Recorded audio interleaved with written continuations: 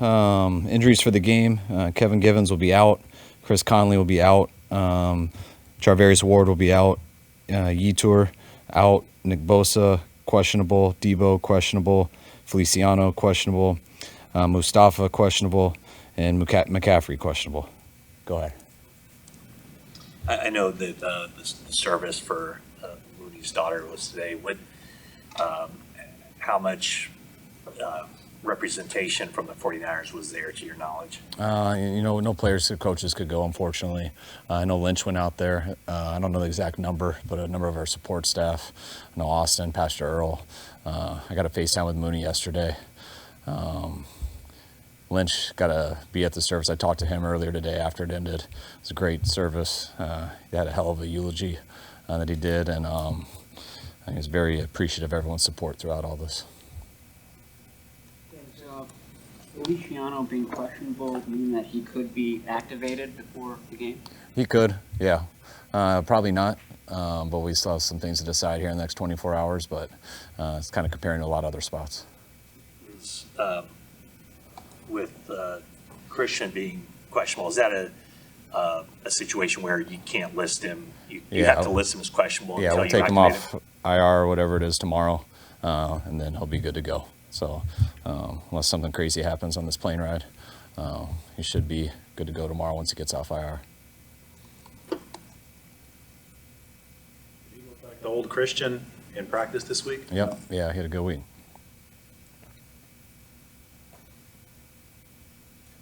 This Tampa defense stacks the box against the running backs quite a bit, and you guys have faced a lot of stacked boxes this year, but you've had a lot of success against it. Why would you say that is the case? I think the stacked boxes are, there's not as much space, but sometimes you get the most yards for teams who stack the box. When you stack the box, one person gets out of a gap and there's only one guy left, and that guy's 20 yards away, and there's two corners on the outside with receivers to block. So a stacked box sometimes gives up the most yards. Sometimes when people stay in a two-shell, there's a little more space and stuff, but once you get to that 6-yard area, there's two safeties swarming in together. There's two clouds condensing everything, so there's more space to begin, but it ends. So it's tough sledding versus an 8-man box. This team causes so many negative runs, and that's why they get you in a lot of 2nd and 12s. And when you're in that position, they can make you one-dimensional and scare you out of the run, which is why it's always been tough versus Todd's stuff. He's going to try to stop the run and pick and choose when to do it, but it's always a challenge versus these guys. See this week from Sean Gibson. Would he be in the mix potentially to be elevated tomorrow? Yeah, he is in the mix, especially with Mustafa being questionable. He got a week in practice at Jacksonville. He's done awesome this week in his 3 days, and we'll discuss that with him over these next 24 hours. It's nicer being on the East Coast. We get till 4 o'clock instead of 1. But those are all things that he looks good enough to do it. Just kind of depends on the health of everyone else. The defense hasn't changed at all with the coordinator change enough. Yeah. Sam Okwonu was here at the end of last year, but I don't know, did you know much about him? And do you have any real expectations for him to contribute, like, say, in training camp? Yeah, we did in training camp. Started kind of in OTAs, just why, I didn't really know much about him at the end of last year, him getting here so late and stuff. But I knew everyone liked him, and then watching him in OTA, phase 1, phase 2 OTAs, just us watching how he moved and stuff, an individual, we were excited about him. And then he had an unbelievable training camp. On training camp, he was one of the best players out on the practice field, and we were real excited about him. And then he pulled his hamstring, so I think it was his hamstring. So he missed a number of weeks and didn't really get to do it as much in the games, and kind of went a little under the radar there. But his first 10 days or whatever, he was a problem in camp. Mentioned when he was on the practice squad at the end of the year, he wasn't really into giving good looks and getting practice squad player of the week. He wanted to be constructive and piss people off. He said he may have succeeded in doing that, as far as getting you pissed off a few times. Is this accurate? Definitely, but both ways. There's a fine line with scout team. Like, I want guys to compete. I want them to get better. I also want them to get our guys ready to play. And the way you do that is by competing. You don't sit there and brother-in-law with people and just say, hey, let's just kind of do this, make coach happy. Like, that doesn't get someone to compete, or it doesn't get someone ready for Sunday.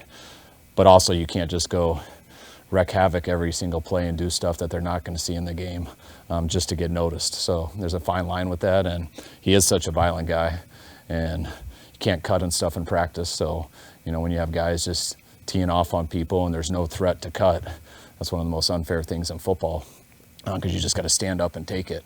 That's why I always believe in cutting, not so because you do it, because if people know that you can cut someone, then they can't just go reckless kamikaze right at you and just run you over. And he knows we can't do that in practice, so he did that a couple too many times to our backs and stuff, and that's when I got bothered by him. But I also got pumped up because half the time people were complaining about him. I got on the guys complaining about him, because if they wanted to do something, block them. So there's a fine line in both, but he was a stud on practice squad. He just kind of had to learn how to totally do it. Did Moody make about the progress you expected from when he had his sprained ankle? More than it. I mean, I have a lot of experience with high ankle sprains, and they're one of the most aggravating, annoying injuries that a player can get. I didn't have any experience with a kicker getting it, especially on his kicking foot, so I just assumed that would be IR and stuff, and especially on his kicking foot. But I was kind of surprised. He said it would be worse on his plant foot, just me not understanding truly how to kick. So I was surprised he came back by now, but he's looked great this week, and it's been awesome to have him back, and should be good to go here on Sunday. Been able to see much from Khalil Davis, the new guy, and how important is it to just have a large rotation of defensive linemen with that heat? It is important, definitely.